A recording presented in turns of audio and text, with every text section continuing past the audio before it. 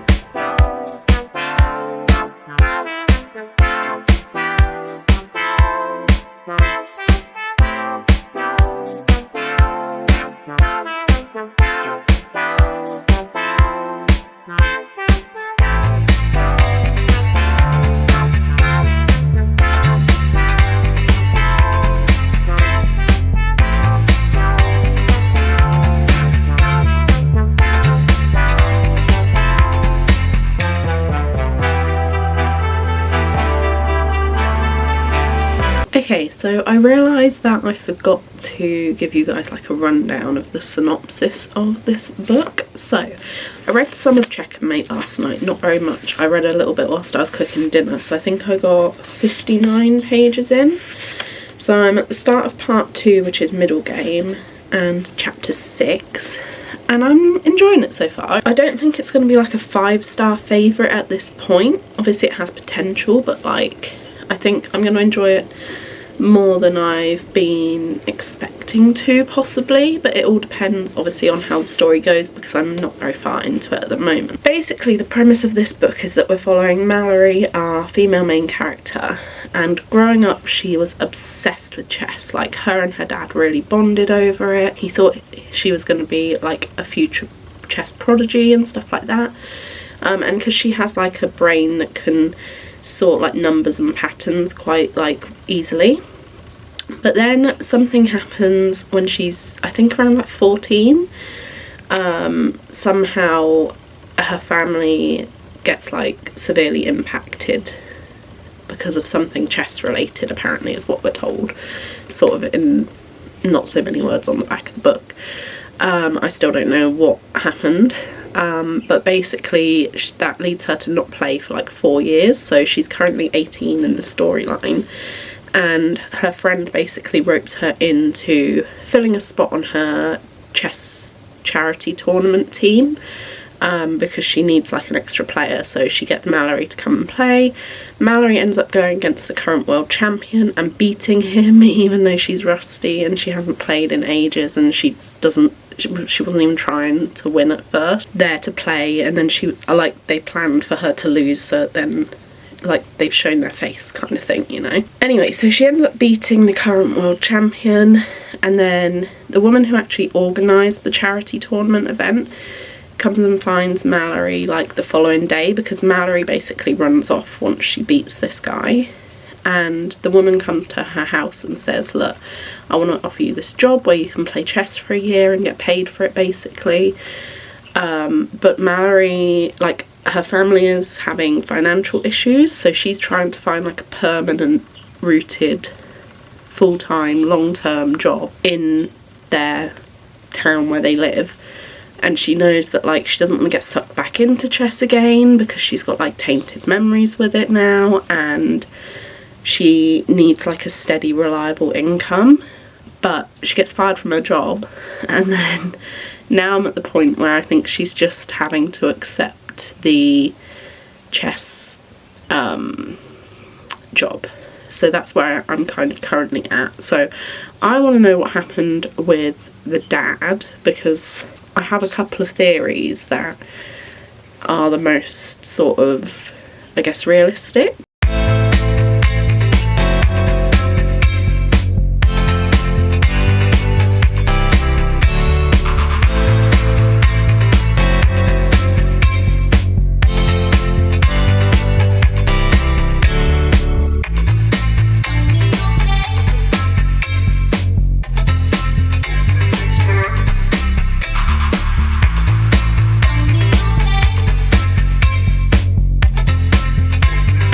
As you will have seen from those past 2 clips, I am currently uploading, finally, the 10-book reading vlog. I've spent all day knuckling down, editing that, and then when I wasn't editing that, I've been reading Checkmate, which I only read for a couple of hours, so I'm going to do a few more now whilst it's uploading. And then the other clip, I've had a delivery today, so a lot of my time at the moment has been spent in pyjamas, because they're the only comfortable clothes for all my pain that I was in, but they're all quite old, there's holes in them, they're not very good, so I treated myself to some new ones.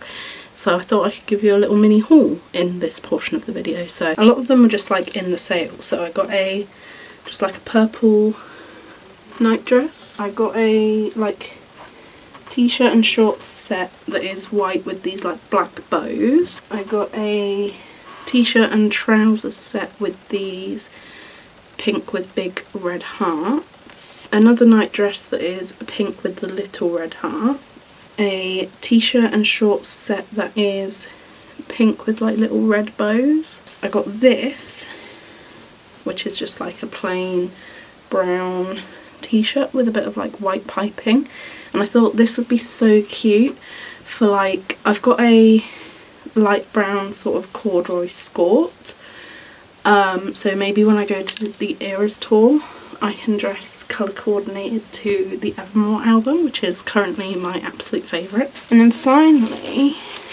because I live in my dressing gowns, but one is too thin and short and the other is like quite too thick and hot, so I got, look how cute this is, I got a brown one, but it comes with little like bear ears on the hood, and this is like the perfect in between. Oh, I cannot wait to wear this.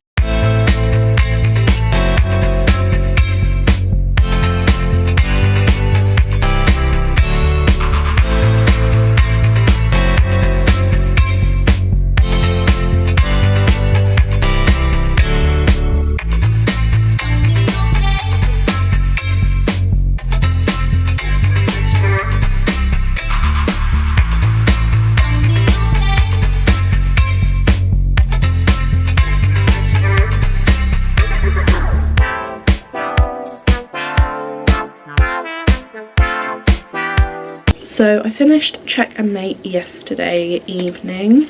I have some mixed, conflicting thoughts on this book, right? I really liked it because I love the fact that it's centred around chess and it's like quite a unique concept. And me being someone who enjoys chess, that wasn't an issue for me, right? And I do love a YA book as well. And Ali Hazelwood's writing is really easily readable. However, Mallory, our female main character, did get on my nerves quite a bit towards the end as we went through this. And the big thing of why she doesn't play chess anymore was made to sound so, like, absolutely devastatingly awful that it was all down to chess and down to her, right? Now, I'm not saying that what happened isn't traumatic and isn't a bad thing, because it was, but it didn't really have anything to do with her or chess necessarily. So then when it was revealed what the thing was, I had kind of guessed already anyway, and I thought, oh well, if this is the case, this is going to feel really anticlimactic, which it kind of did. If you know what I'm talking about, then yeah. I also can see some people's issues with the sort of smut discussions in this.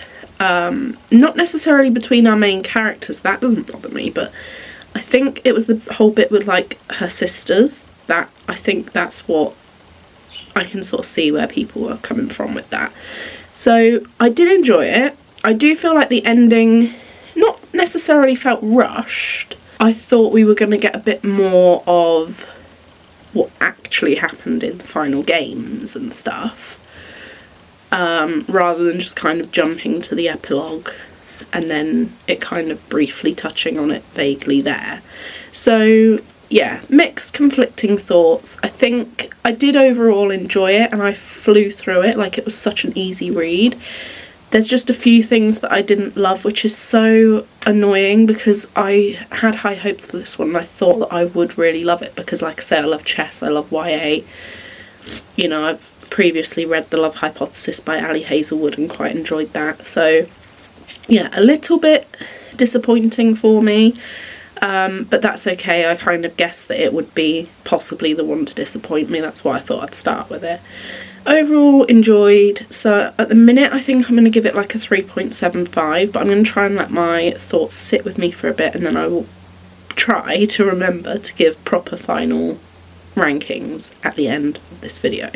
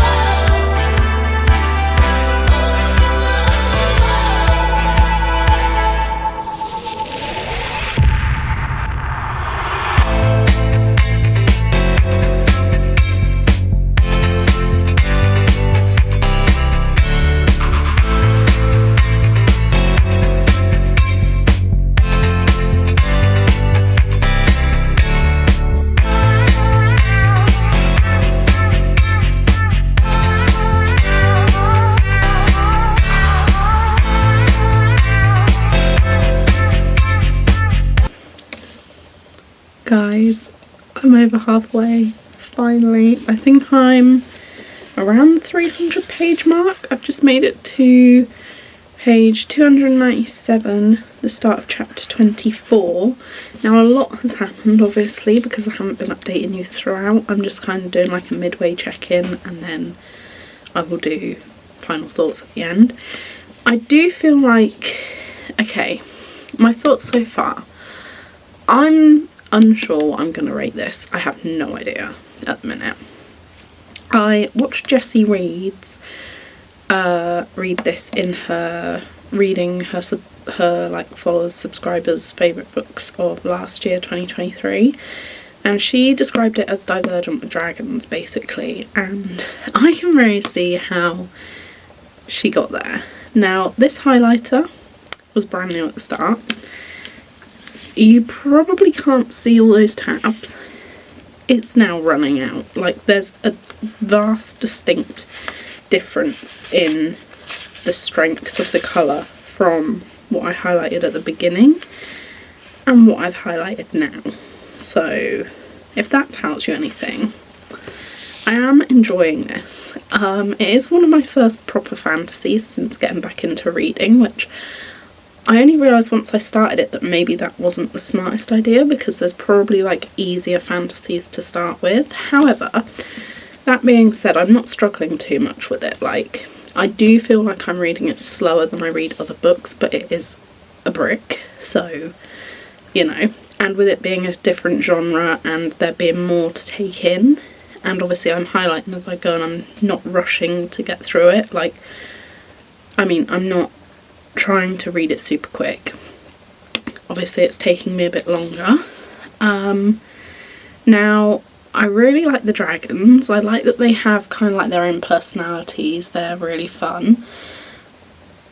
I'm trying to keep this spoiler free, so I have to be quite cautious of what I say. So I like the fact that from the beginning we basically get stuck into it straight away. Like there's not really too much like slow pacing at the beginning. We basically are put straight into the story and it is quite fast paced, so I am enjoying it. And there's been quite a lot of like high stakes stuff. The romance. Xaden. Yeah. Basically we're at a part where they've had the threshing. I'm pretty sure that's what it's called. That doesn't sound right when I say it out loud, but I'm pretty sure that's what it is.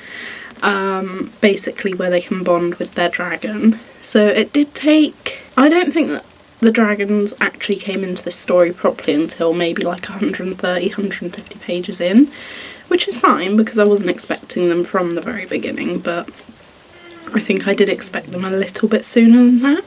But, guys, I'm eating this up. I don't know if it's going to be 5 stars. I'm on the fence at the minute. It's going to be quite a high rating, I think. But it depends what happens and it depends how it like sits with me and what I think nearer the end. I don't think it will be... I'm hesitant to say I don't think it will be 5 stars. At the minute it's probably sitting more around a 4, just because there's been some stuff that like at the beginning there was a little bit of like, not info dumping, but how a certain character deals with certain topics. They basically recite a load of facts and it just felt a lot like word vomit to me.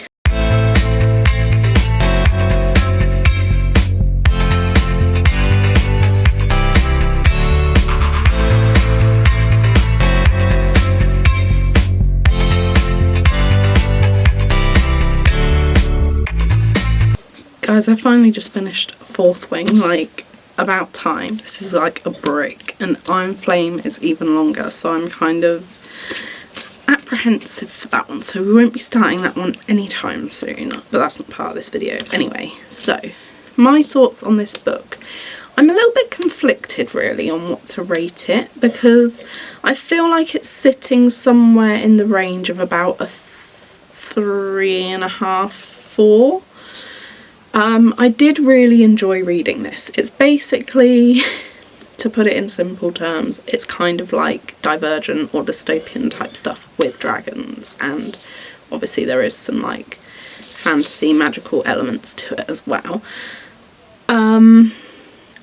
Was this a bit ambitious for someone who's not really dabbled into fantasy yet, possibly, but I found it easy to understand and read, so that was good.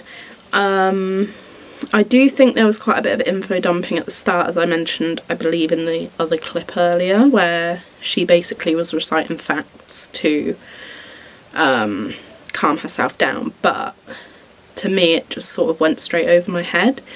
I liked the trials and the challenges and all those aspects, and like the high stakes aspect of it all, because it did feel a lot more entertaining and gripping.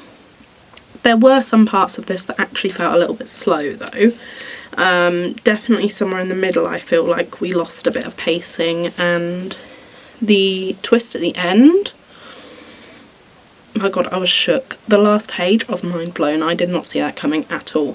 Although I was thinking to myself, like, there's a chance that these things can happen. So I was like, I was shocked, really, really shocked. But then I was like, there was a tiny, tiny part of me that was like, I know that's so far-fetched, but, and then, if you know, you know.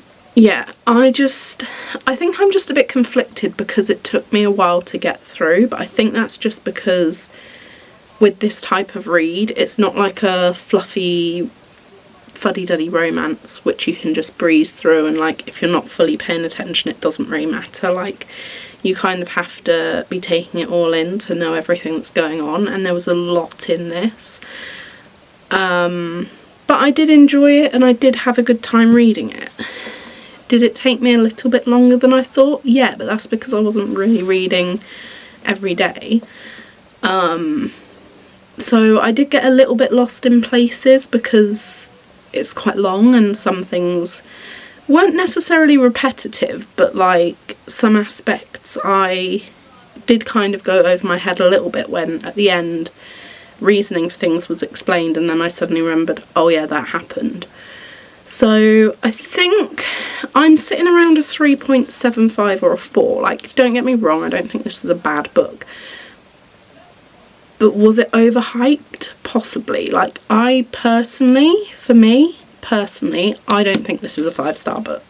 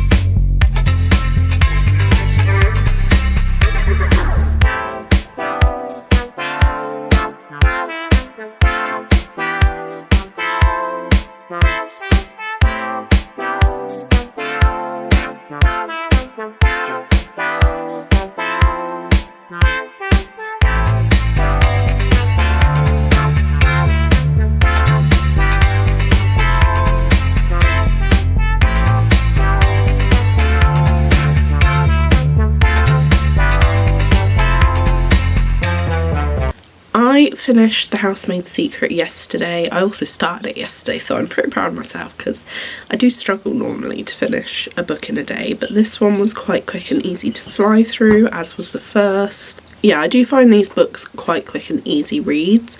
Obviously the chapters are so short, they leave off on kind of like a mini cliffhanger a lot of the time, making you want to keep reading and know more. My thoughts on this one, I think I would say it's on par with the first in my mind. Like, they're both kind of the same, they're both quite average, like 3.5 stars I think I would say. Did I feel like this was 100% a carbon copy of the first one? No. Did I think it was very sort of similar? Yes. I do think, because I also like looked up, because there's going to be a third one, like what the synopsis of that one is.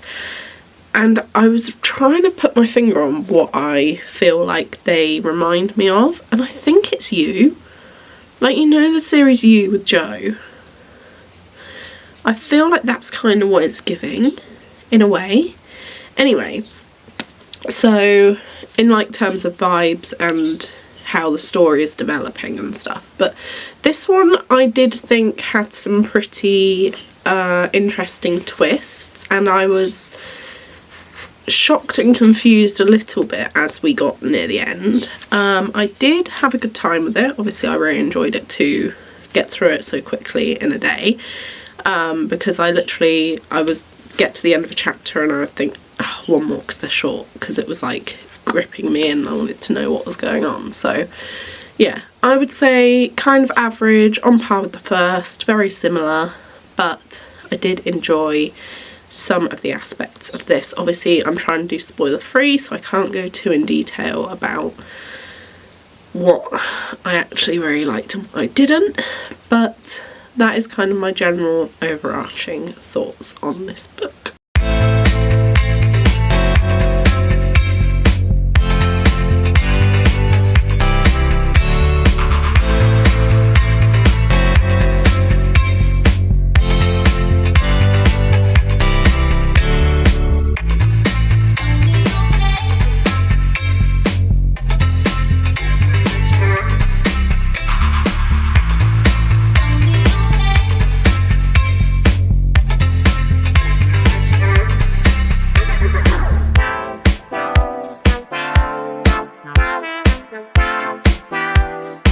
Right, so I'm going to give you my like just over halfway check-in with Happy Place. So I am highlighting and tabbing, as you can see, and I tried to get the colours to match the cover, so the orange to match like the bit that they're sat on, the green, probably should have gone blue, but you know, because it does the trees as well as the water, and then the pink for the sky.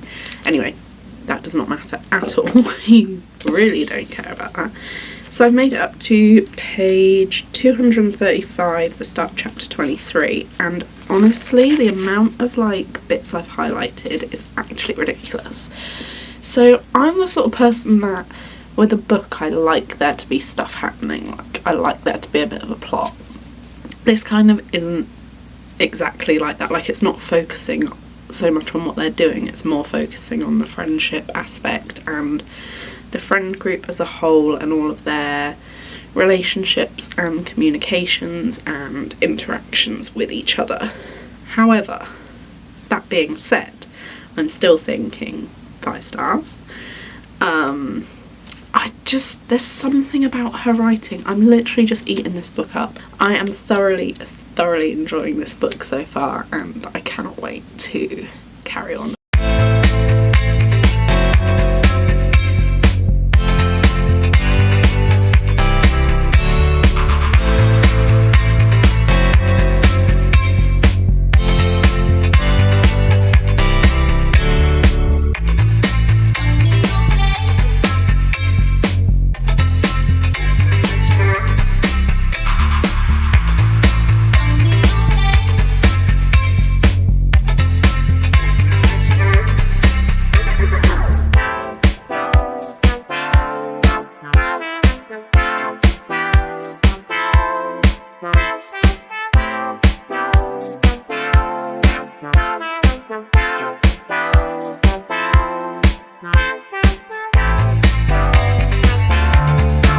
Time for my thoughts on Happy Place. I just finished this book this evening. I highlighted a lot, and that was me trying to restrain myself and not be too over the top. I flipping adore this book, like 5 stars hands down. I don't normally like books where there's not very much plot and where it's more character based and it feels like nothing's happening. But somehow, the genius that she is, she just writes it so beautifully. Like, it literally felt like there was magic in this book, because I just was so hooked and drawn in, and I just loved the descriptions that she used. I loved the character development, like the friendships, the relationships, like all of the life lessons and found family that were in this. Oh, honestly, this was so good. Like, I don't know where I would rank it in her books, because it is quite different, so I do see where some people's issues with it lied. but that was not a problem with me. But 5 stars, we have a winner. Of course this was gonna be like worth the hype and a worthy winner. Like, it couldn't not be, right? Like, it's Emily Henry. How do you beat that?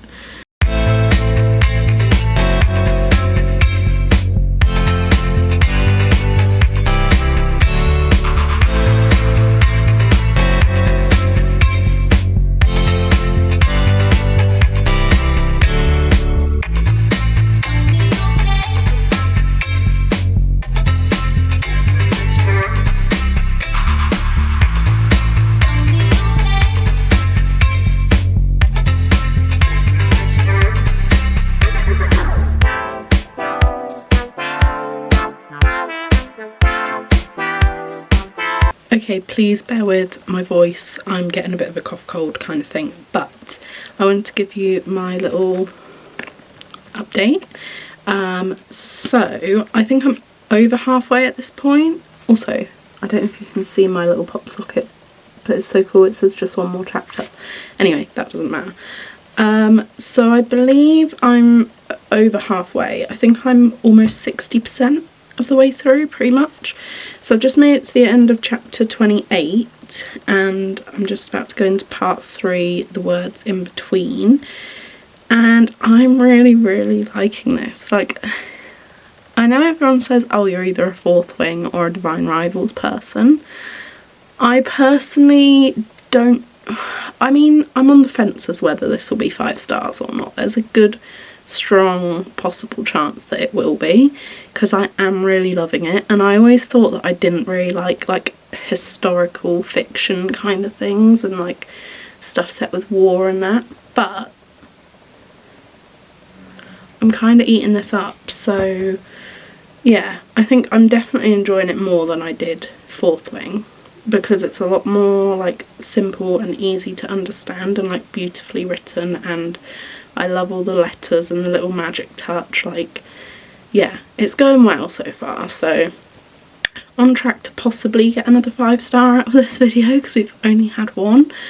But yeah, obviously this is the last book for the video, so I have read most of it physically on my Kindle, but did find the audiobook on Spotify and I have hours left. So given that I've got a headache and I'm feeling all stuffy, like, sometimes reading it myself isn't the best and then I'm quite slow. So to kind of make a bit of better progress, I have been listening to some this morning whilst I've been like preparing lunch and stuff like that. So yeah, so far so good.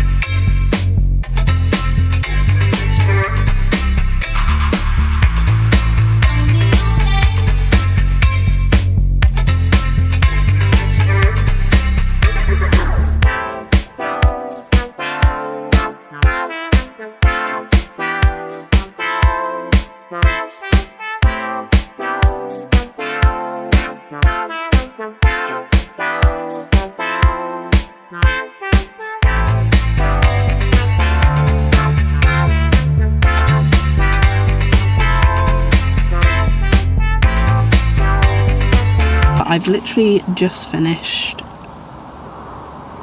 not Ruthless Vows, what's the first one called? Divine Rivals. Oh my god, I'm having like a mental brain fog at the minute where I'm just struggling to remember stuff. I am ill, so bear with me. No, I just finished Divine Rivals and guys, I think it's 5 stars. Like, oh my god, I loved it so much. So apologies if the next clip is quite lacking in energy. I will wait till I get home and then I will film my full final thoughts of all the books for you then. You will definitely see my monthly reading wrap up before you see this video. But yeah, I loved it so much. Like, definitely my favourites were these last 2, Happy Place and Divine Rivals. I keep wanting to say Ruthless Vows, but that's because I just really badly want to just go straight into the next one now. I feel like I really enjoyed it, although I'm wondering how the second one can be as good when they won't have their typewriters still. And like the whole aspect of it that I really enjoyed was like their really well written letters to each other, and like all of the, it still felt a bit high stakes, but just not like, there were stakes, but I don't think they were as high as like in Fourth Wing and stuff. So I really enjoyed it. I loved Roman and Iris's relationship, and I guessed at the end when the big thing happens and a certain person is taking Iris and she thinks it's someone else, I guessed that like from the minute it started happening. So I was like, this seems strange, this does not seem right. Yeah, I'm intrigued to see what the second one will be like, and it's made me want to read it pretty soon. I finished Divine Rivals. Guys, I absolutely loved it. I adored this book. I ate it up. 5 stars. I adored that book. I'm wondering how the second one is going to go and if I'll enjoy it as much, because they don't have the typewriters anymore, so it's not going to be, surely it won't be with the letters, right? Anyway, that's my thoughts on that book. 5 stars. So now whilst we're here, I thought we could just quickly wrap up all the books which we read in this video. Okay, so for our YA fiction winner, we read Checkmate. I honestly haven't really thought about this much since I read it.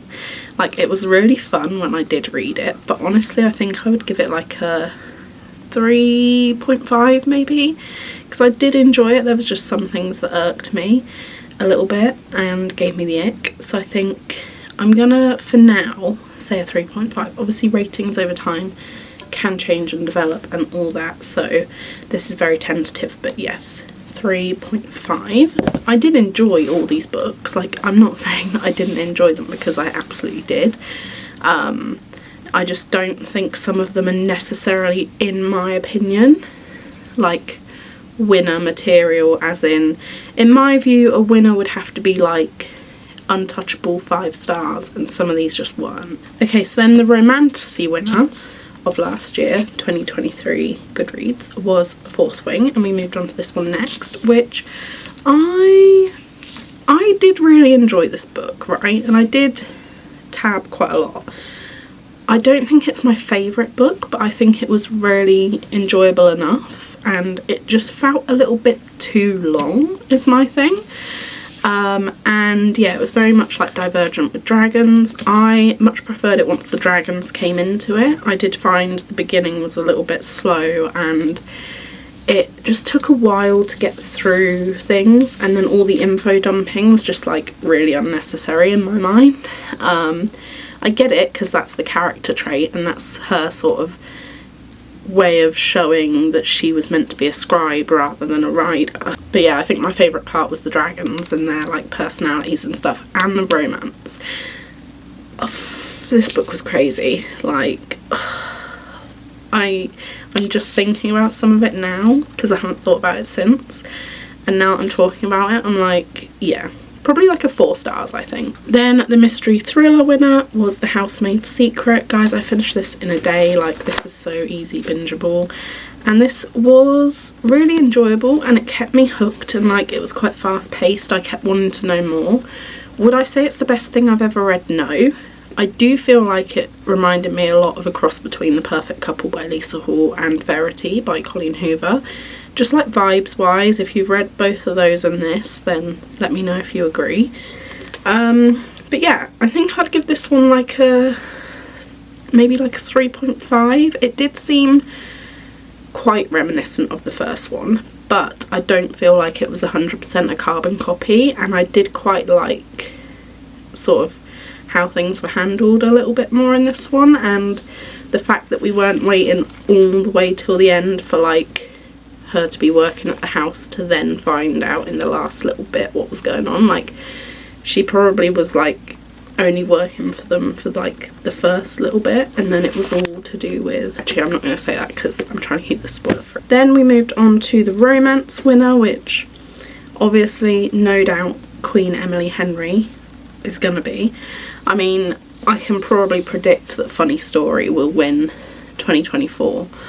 But who knows, you know, we'll see what comes out and see what people think of it, because it's not even out yet at the time that I'm filming this. Probably will be by the time that you see this, which is weird, but I mean, the amount of tabs I did, you know, I loved this, like 5 stars hands down. Like, I thought because like not an awful lot was happening plot wise that I might not, because I don't typically tend to like books where it's not very plot driven and where the focus is on the characters and it feels like nothing's happening, because that's a big critique that I always give with books that I find a bit more slow and boring.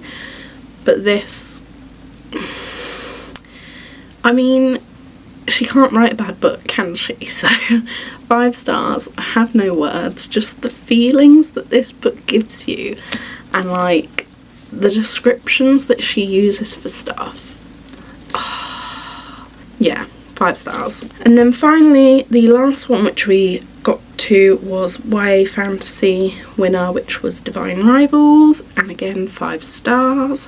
How I'm meant to choose my favourite book of March between this and Happy Place, I don't know. But yeah, I loved this. I loved Iris and Roman.